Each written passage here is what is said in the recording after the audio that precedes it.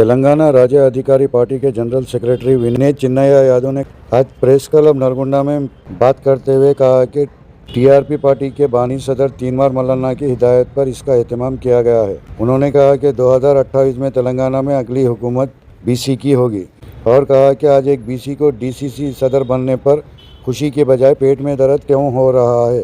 उन्होंने नौजवानों और बीसी उम्मीदवारों से सरपंच इंतखाब में आगे आने की अपील की। उन्होंने यकीन दिलाया है कि टीआरपी पार्टी बीसी उम्मीदवारों को मुकम्मल ताउन फराहम करेगी जो मुकाबला करना चाह रहे हैं। उन्होंने कहा कि आइन में कहीं भी तहफ़्फ़ुज़ात पर 50% की कोई हद नहीं है, यह सिर्फ सुप्रीम कोर्ट का फैसला है। उन्होंने तनकीद करते हुए कहा कि बीसी के साथ नाइंसाफ़ी की जा रही है और कांग्रेस हुकूमत का कामारेड्डी में एलामिया देने के बाद बल्दियाती इदारों में सिर्फ 17% रिजर्वेशन देने का फैसला एक धोखा है। और उन्होंने कहा कि जो भी उम्मीदवार सरपंच वार्ड मेंबर के तौर पर मुकाबला करना चाहता है वो मुश्तरका नलगुंडे में टीआरपी लीडरों से रब्ता करके मदद हासिल कर सकता है। नमस्कार।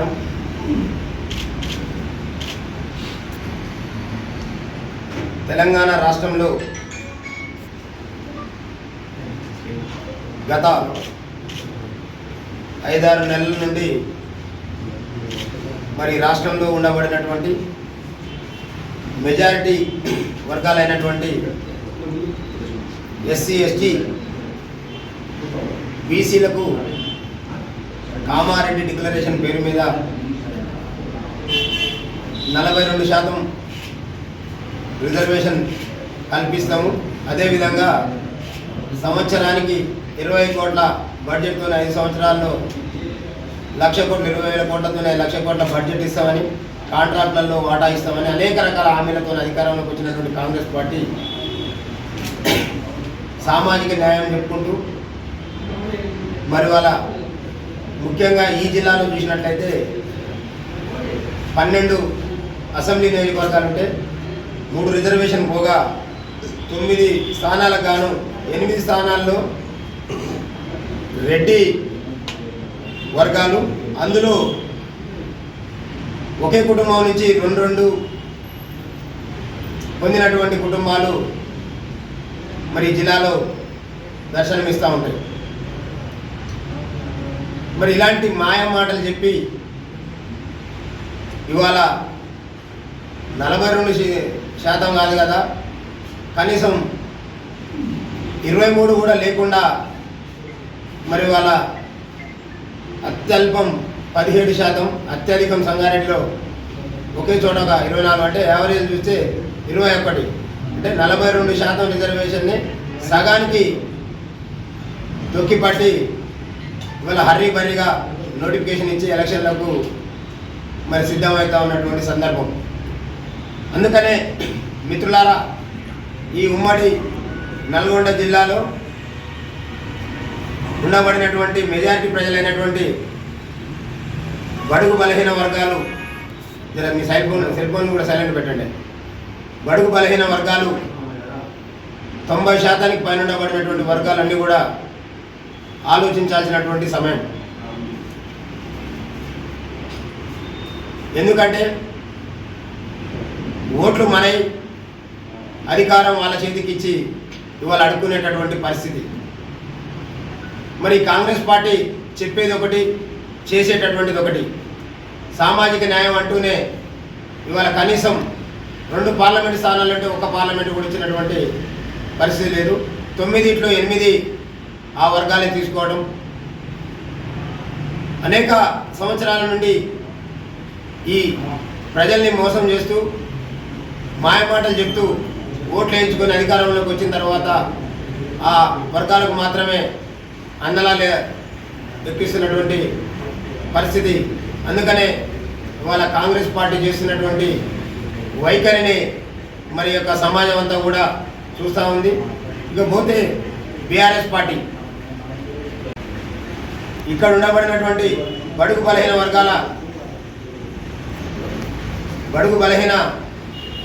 వర్గాల ఆత్మ బలిదానాల సాక్షిగా సాధించుకున్నటువంటి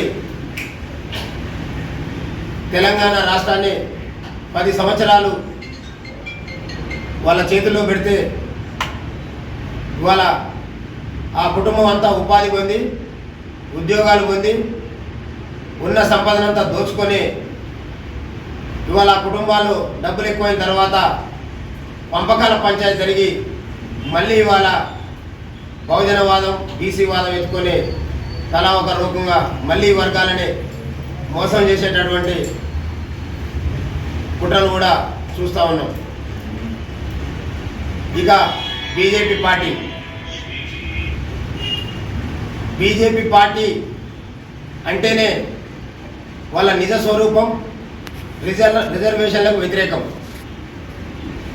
పైకి ఏదో మాట్లాడినప్పటికీ అంతర్గతంగా ఈ రిజర్వేషన్లు ఉన్నంతకాలం ఈ కులాలు ఉంటాయి, ఈ కులాలు ఉన్నంత కాలం మరి ఆ యొక్క వాళ్ళ మతతత్వవాదం నిలబడదనేటటువంటి దురుద్దేశంతోనే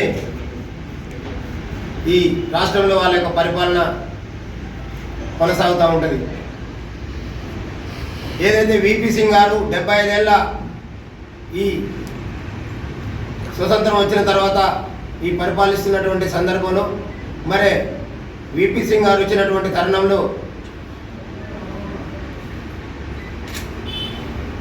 ఇక్కడ ఉండబడినటువంటి వర్గాలకు రిజర్వేషన్ కల్పిస్తామని ఒక నిర్ణయాన్ని తీసుకోవడంతోనే మన యొక్క ప్రభుత్వాన్ని కూలదీసినటువంటి చరిత్ర ఈ బీజేపీ పార్టీకి ఉన్నది.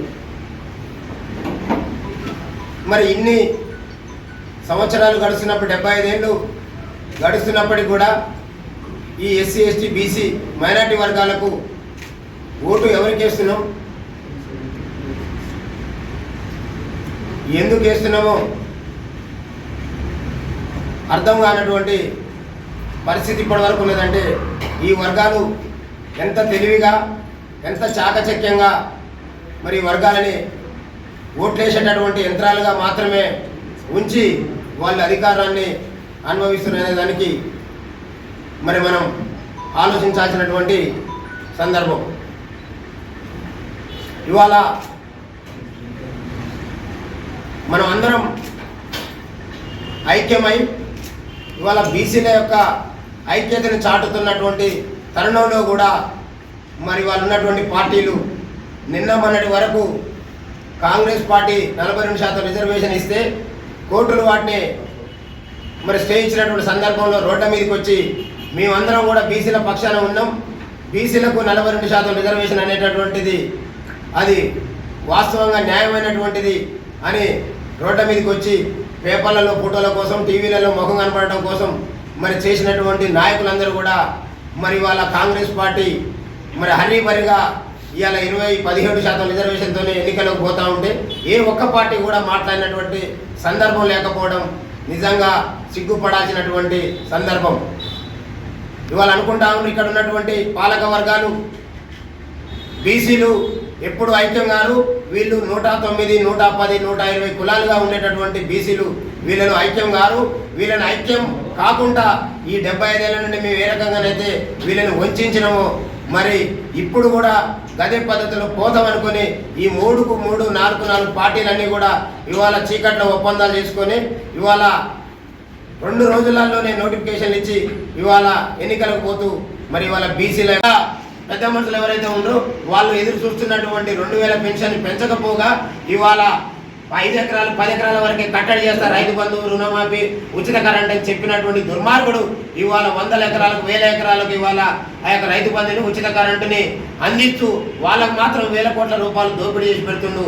ఈ సంక్షేమ కార్యక్రమాల కాడికి వస్తే నన్ను కోసిన పైసలు లేవు, నన్ను చంపిన పైసలు లేవు, నేనేం చేయను అనేటటువంటి దుర్మార్గపు మాటలు మాట్లాడుతూ ఇవాళ మూసీ నది ప్రక్షాళన పేరుతోనే మరి అక్కడ ఒక అవినీతికి మరి ఇవాళ ఏదైతే ఆయన కాళేశ్వరం ప్రాజెక్టుతో 1,00,000 కోట్లు దోచిండు, ఇవాళ ఈయన మూసీ ప్రాజెక్టు అది కాకుండా ఇవాళ ఫోర్త్ సిటీ ఇంకొకటి నిర్ణయాలు మాట్లాడుతూ ఉన్నారు 5 లక్షల కుంభకోణం అని. అంటే ఇలాంటి స్కీమ్లతోని ఇలాంటి స్కామ్లతోని ఇక్కడ ఉన్నటువంటి వర్గాలను వంచించి వీళ్ళని రాజకీయంగా విద్యా ఉద్యోగాలకు దూరం చేసి మళ్ళీ ఇంకొక 10 ఏళ్ళు 20 ఏళ్ళు రాజ్యాన్ని అందుకోవాలన్నటువంటి దుర్మార్గపు ఆలోచనతో దోపిడీ చేస్తున్నటువంటి ఈ వర్గాలని ఎండగట్టాల్సినటువంటి అవసరం ఉంది. ఈ స్థానిక సంస్థల్లో ఏ పార్టీ కూడా ఇవాళ కాంగ్రెస్, బీజేపీ, బీఆర్ఎస్ ఏది కూడా ఈ ఎస్సీ ఎస్టీ బీసీలకు చెందిన పార్టీలు కావు. అవన్నీ కూడా రెడ్డి వర్గాలకు కమ్మ వర్గాలకు ఎల్మ వర్గాలకు చెందిన పార్టీలు ఆ పార్టీలకు ఓటేసి గెలిపించిన మన జాతి బిడ్డలున్న అక్కడ బందీలుగా ఉంటారు. కానీ మనకెక్కడ కూడా మన కోసం పనిచేసేటటువంటి వాళ్ళు కాదు. అందుకని తెలంగాణ రాజ్యాధికార పార్టీ మెజార్టీ ప్రజలకు రాజ్యాన్ని తీసుకొచ్చి రాజ్యాధికారాన్ని అందించి ఈ వర్గాల కష్ట సుఖాల్లో భాగస్వాములై ఈ వర్గాలను ఆదుకునేటటువంటి ఉద్దేశంతో వచ్చిన పార్టీ కాబట్టి ఖచ్చితంగా ఈ స్థానిక సంస్థల గ్రామ పంచాయతీ ఎన్నికల్లో తెలంగాణ రాజ్యాధికార పార్టీ అన్ని స్థానాల్లో పోటీ చేస్తుంది. మీరందరూ కూడా ఈ 75 ఏళ్ల తర్వాత మన ఓటుని మనం వేసుకునేటటువంటి అవకాశం వచ్చింది. మన ఓటు మన బిడ్డకి వేసుకునే అవకాశం వచ్చింది. మన ఓటు మన పార్టీకి వేసుకునేటటువంటి అవకాశం వచ్చింది. మనం వేసుకున్నటువంటి ఓటుతోనే వచ్చే అధికారాన్ని మనమే పాల్గొని ఆ అధికారాన్ని అడ్డం పెట్టుకొని మన జాతిని పరిపాలించుకునే అవకాశం వస్తుంది. కాబట్టి దయచేసి తెలంగాణ రాజ్యాధికార పార్టీ తీన్మార్ మల్లన్న గారి నాయకత్వంలో ఆవిర్భవించినటువంటి పార్టీ ఈ అగ్రవర్ణం 75 ఏళ్ల తర్వాత ఒక బీసీల వేదికగా, బీసీల గొంతుగా, బీసీల అభివృద్ధి ధ్యేయంగా వచ్చినటువంటి మొట్టమొదటి పార్టీ. కాబట్టి మరి ఈ పార్టీ మన పార్టీగా ఇక్కడ ఉన్నటువంటి ఎస్సీ ఎస్టీ బీసీ వర్గాలు కూడా మరి ఓన్ చేసుకొని అక్కడ పోటీ చేస్తున్నటువంటి మన జాతి బిడ్డల్ని మరి వాళ్ళ స్థానిక సంస్థలు గెలిపించుకోవాల్సిందిగా విజ్ఞప్తి చేస్తూ ఈ పార్టీలని ఈ ఉమ్మడి నల్గొండ జిల్లాలో ఏదైతే ఈ అగ్రవర్ణాలని బొంద పెట్టాల్సినటువంటి సమయం ఆసన్నమైంది. కాబట్టి ఈ రెడ్డి వర్గాలు ఎక్కడ పోటీ చేసినా రెడ్డి వర్గాలకు వ్యతిరేకంగా ఓటేస్తామని ప్రమాణం చేసుకొని మీ దగ్గరికి ఎవరు రారు, మిమ్మల్ని ఎవరు మందలేరు. మీకు మీరుగా అంతరాత్మ సాక్షిగా పోయి అగ్రవర్ణాల పార్టీలకు వ్యతిరేకంగా ఓటేయాల్సిందిగా విజ్ఞప్తి చేస్తా ఉన్నాను.